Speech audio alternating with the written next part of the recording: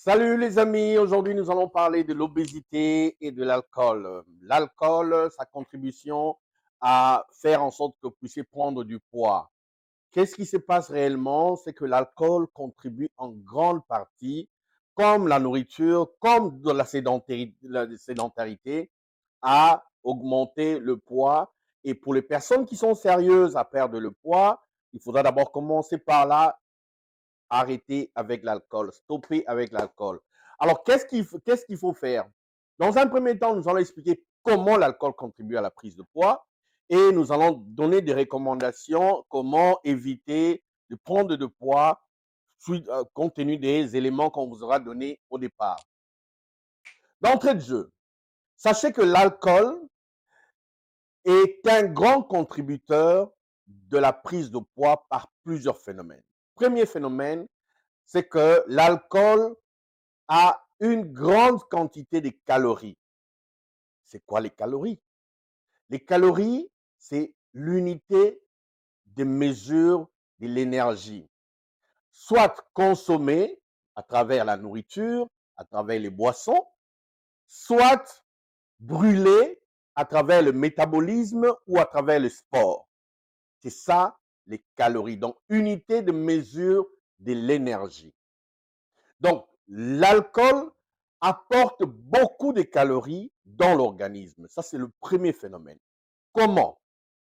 Sachez que un verre de bière ou bien une petite bouteille de 350 millilitres de bière contribue entre 125 et 200 calories. Un verre de vin, c'est 82 calories. Tandis que un verre de vodka contribue à 220 calories. Un petit verre de 44 millilitres de whisky, c'est 200 calories. Comprenez que c'est beaucoup de calories quand vous multipliez par le nombre de verres ou bien de bouteilles de bière que vous avez pris. Ça fait que c'est une grande quantité de calories qu'il faudra soit brûler, soit faire passer par le métabolisme normal de l'organisme et éviter d'avoir une balance énergétique positive. Parce que plus vous consommez, soit la nourriture, soit dans le cas d'espèce, l'alcool, plus vous augmentez le nombre de calories qu'il faudra brûler pour établir une balance énergétique négative. Parce que pour perdre le poids ou maintenir son poids idéal, il faudra préserver une balance énergétique négative, c'est-à-dire moins d'aliments ou moins d'énergie consommée, mais plus d'énergie brûlée. L'organisme a besoin de 2000 à 3000 calories par jour pour subvenir à ses besoins réguliers en termes de métabolisme, en termes de formation de nouveaux nutriments dans l'organisme. Mais lorsque vous consommez en excès, prenons un exemple pour établir une balance énergétique négative. C'est-à-dire, vous devez consommer, prenons 1500 calories et l'organisme brûle 2000 calories. Avec ça, vous avez 500 calories de négatif, donc moins 500. C'est ça, en fait, établir une balance énergétique négative. Mais lorsque vous consommez beaucoup, prenons 3000 calories, et vous en brûlez seulement 1800, ça veut dire qu'il y aura 1200 calories qui seront transformées en graisse et stockées dans les parties comme le ventre, le dos, ainsi de suite. C'est ça, en fait, qui fait la prise de poids ou bien une obésité avec un indice de masse corporelle de plus de 30. Ça, c'est clair à ce niveau. C'est-à-dire, au-delà de la nourriture que nous consommons qui apporte des calories, mais vous apportez encore des boissons qui sont riches en calories. Et moi, j'insiste que c'est des calories inutiles. parce que ça ne contribue pas à la formation ou bien à construire le corps ou à maintenir la balance physiologique du corps. C'est juste pour avoir un état d'ébriété et rien de positif en termes de la contribution dans le corps, rien que de négatif. C'est pourquoi j'appelle ça une calorie, une énergie négative, des nombres de calories vraiment inutiles. Prenons un exemple. Vous consommez 7 canettes de bière, l'équivalent de plus ou moins 300 fois, l'équivalent de 2700 calories, plus ou moins 2700 calories.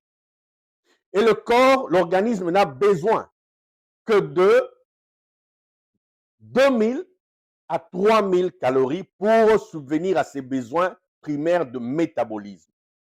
C'est-à-dire, au-delà de l'alcool, vous ajoutez la nourriture, vous êtes au-delà des besoins journaliers à plus de 4000 calories que vous avez consommées et vous établissez une balance énergétique positive, d'où le surpoids, d'où l'obésité.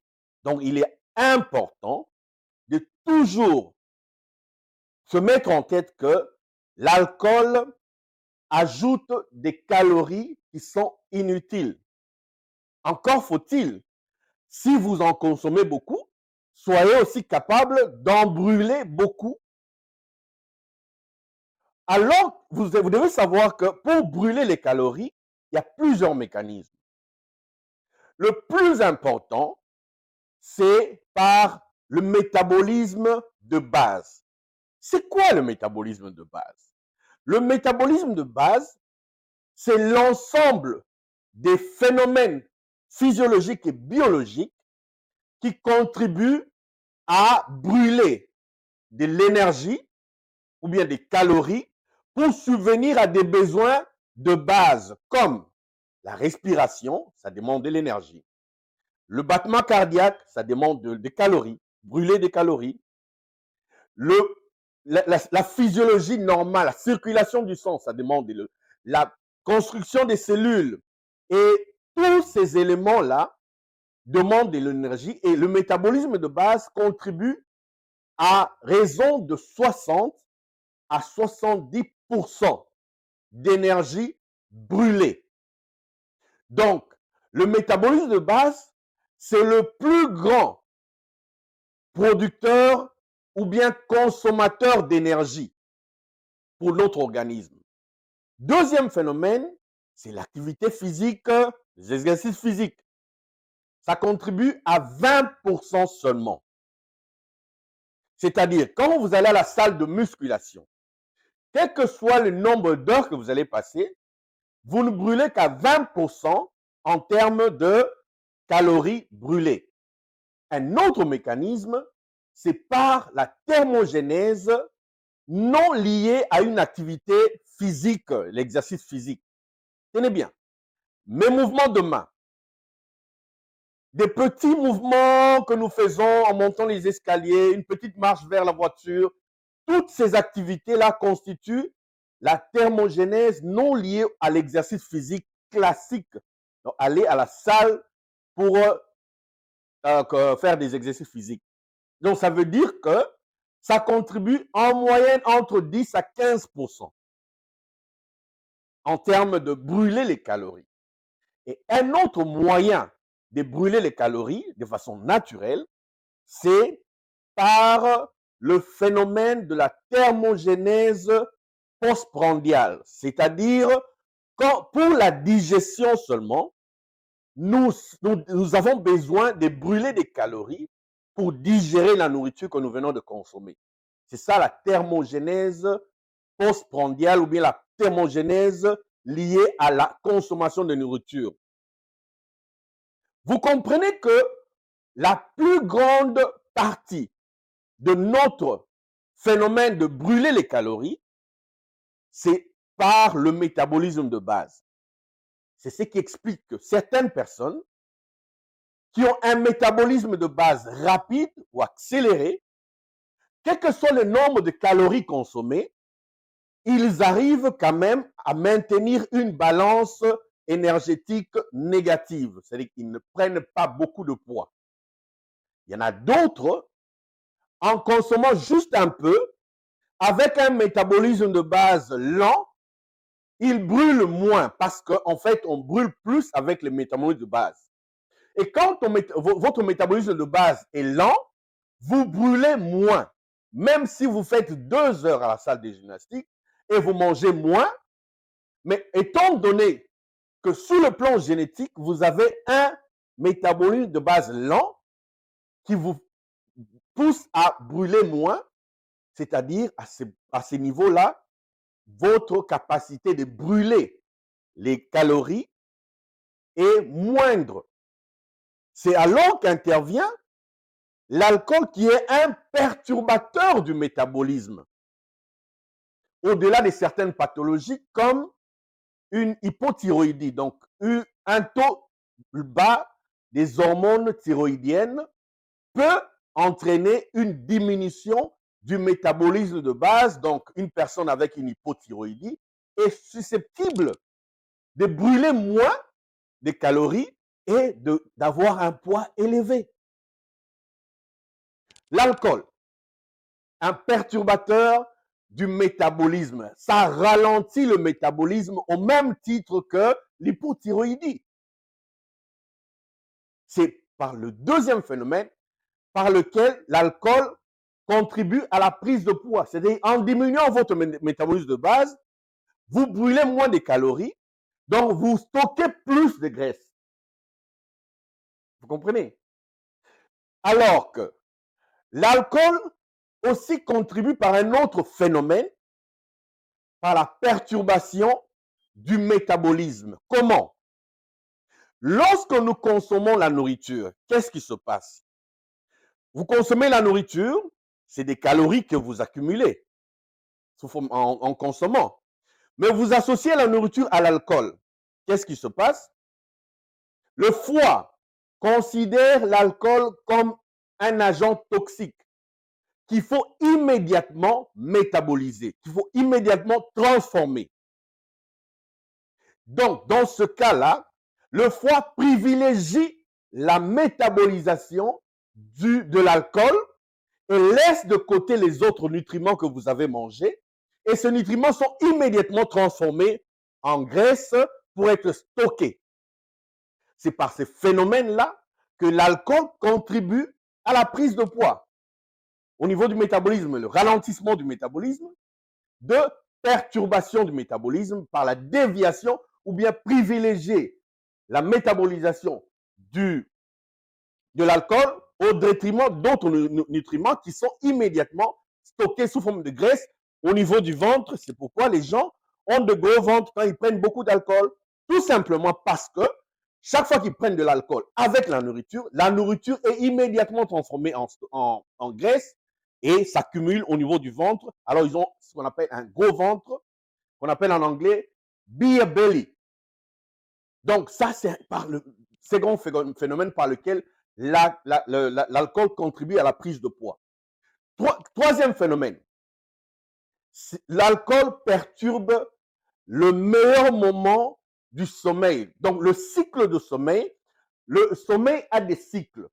Mais la partie la plus importante, qu'on appelle le cycle du sommeil, où il y a un sommeil reposant, est perturbé. Qu'est-ce qui se passe? Lorsque votre cycle de sommeil est perturbé, vous avez une dérégulation hormonale. Dans un premier temps, il y a une production exagérée d'une hormone qu'on appelle le cortisol. Le cortisol, c'est l'hormone de l'anxiété, l'hormone de stress. Comment le cortisol contribue à la prise de poids? Par la perturbation du sommeil. Parce qu'en fait, au départ, il y a une perturbation du sommeil par la prise excessive d'alcool. Dans un premier temps, lorsque le cortisol est élevé, le cortisol contribue au même titre que l'insuline à un phénomène qu'on appelle la novolipogénèse, c'est-à-dire la transformation des sucres en gras. Et ces gras vont aller s'accumuler au niveau du ventre et avoir un gros ventre. L'autre phénomène, c'est qu'avec la consommation de l'alcool, vous avez une augmentation du taux d'une hormone qu'on appelle la gréline, l'hormone de la faim. Avec l'augmentation de cette gréline, vous avez faim à tout moment. Vous avez tendance à manger. Et même aux heures de 2 heures du matin, quelqu'un va chercher à manger. Parce que physiologiquement, il n'y a aucune raison pour laquelle une personne va chercher à manger à 2 heures du matin. Il y a une perturbation du cycle circadien à cause de la perturbation du sommeil. L'autre phénomène, c'est par une augmentation d'une hormone qu'on appelle l'orexine. L'orexine, c'est l'équivalent de la gréline. Donc, vous avez faim, mais non pas pour assouvir un besoin physiologique, mais pour assouvir un besoin émotionnel. D'où la consommation émotionnelle. Donc, vous mangez pas pour être rassasié, mais tout simplement parce que émotionnellement, vous êtes perturbé. Parce que l'alcool contribue à l'anxiété, à la dépression aussi. Donc, l'orexine contribue à la consommation de nourriture de façon émotionnelle avec l'augmentation de l'orexine. L'autre phénomène, pas le moindre, c'est que l'alcool perturbe le sommeil et quand le sommeil est perturbé, il y a une diminution d'une hormone qu'on appelle la leptine, l'hormone de la satiété. C'est l'hormone qui signale au cerveau que non, ça suffit, on n'a plus besoin de nourriture, il faut arrêter. Et quand ce signal n'arrive pas, vous n'allez pas arrêter. Vous continuez à manger continuellement et c'est ce qui fait que l'alcool contribue à la prise de poids par une consommation, soit émotionnelle, soit par une faim sans satiété, soit par la novolipogénèse provoquée par la production du cortisol. L'autre phénomène qui contribue à la prise de poids par l'alcool, c'est que l'alcool contribue à la production d'une hormone qu'on appelle la galatine. Cette hormone pousse une personne à consommer des aliments riches en gras. Pour les personnes qui m'écoutent en ce moment, ils savent que quand ils ont pris beaucoup d'alcool, la tendance est d'aller prendre des nourritures riches en gras et des nourritures riches en sel. Et vous savez que quand vous consommez beaucoup de sel, il y a une tendance de rétention d'eau, augmentation du volume, et ce qui fait que ça peut provoquer l'hypertension, mais aussi une prise de poids.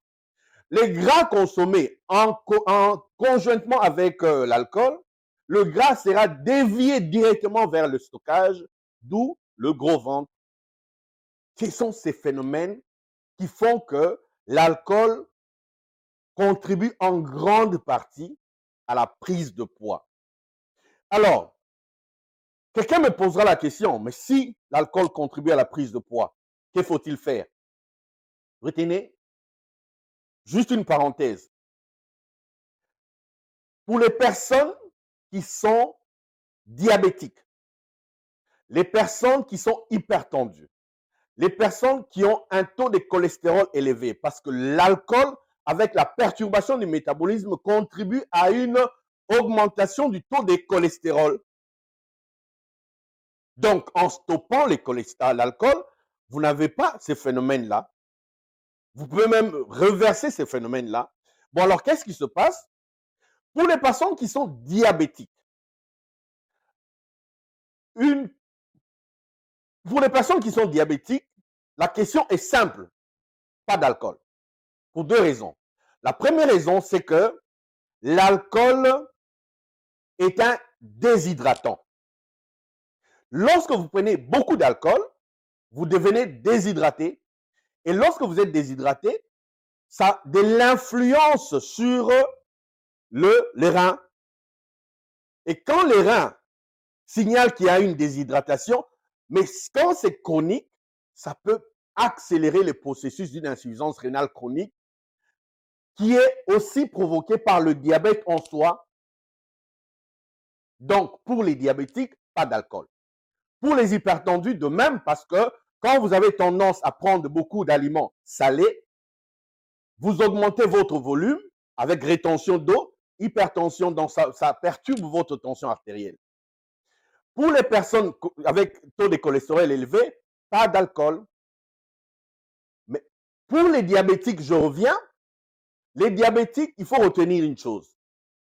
L'alcool, c'est un agent hypoglycémiant. C'est-à-dire quand vous consommez trop d'alcool, vous avez une hypoglycémie. Mais quand vous prenez vos médicaments antidiabétiques qui diminuent le taux de glucose, une hypoglycémie aussi, si les deux se joignent, regardent ensemble en synergie, qu'est-ce qui va se passer?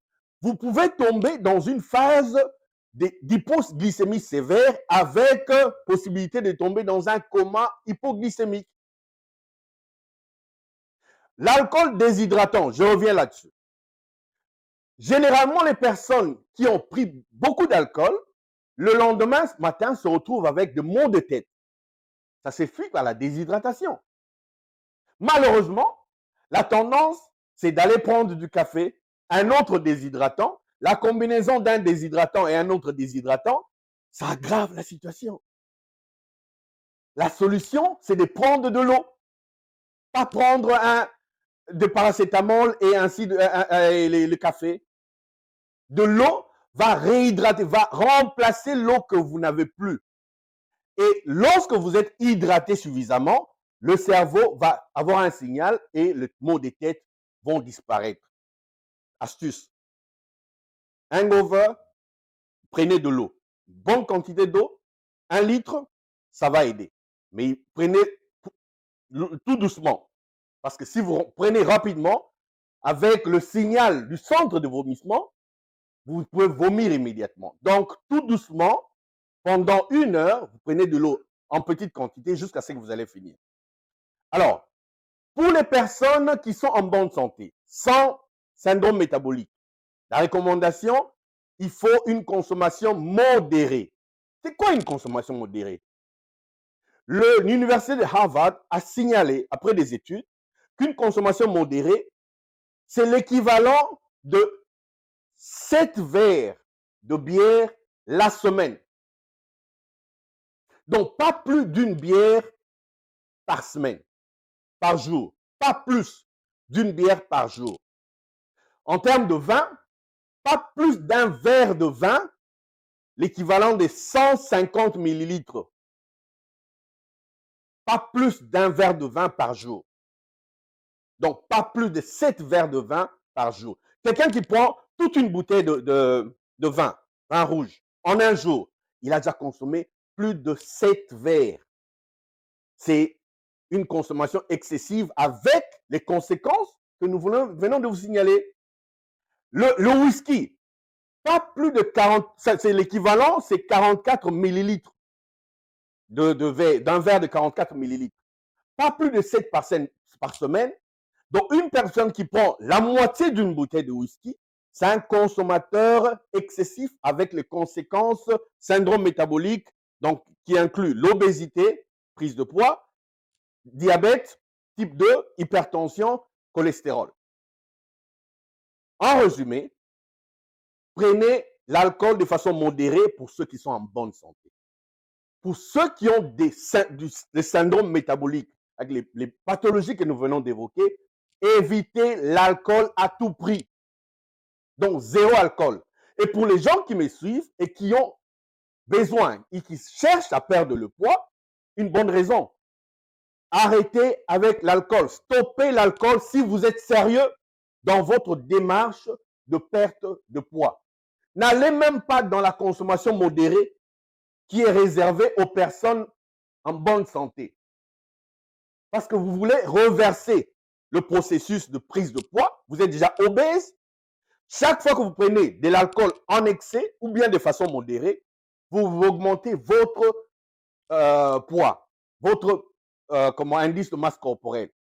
Et ça ne va pas vous aider. Personne ne vous dira, un coach, personne ne peut venir vous dire, bon, prenons de l'alcool de façon modérée, ça va vous aider. La réponse pour moi, pas d'alcool pour quelqu'un qui est obèse et qui est sérieux de perdre le poids. Donc, ça, ce sont mes recommandations qui sont scientifiquement prouvées. Je vous recommande de vous abonner à cette page pour suivre d'autres émissions similaires pour la perte de poids. Nous allons aborder beaucoup de sujets, l'hypertension, le diabète, l'hypercholestérolémie, le problème de sommeil. Toutes ces pathologies seront élucidées. Mais beaucoup plus l'obésité qui est notre domaine de prédilection. Nous vous remercions et à bientôt.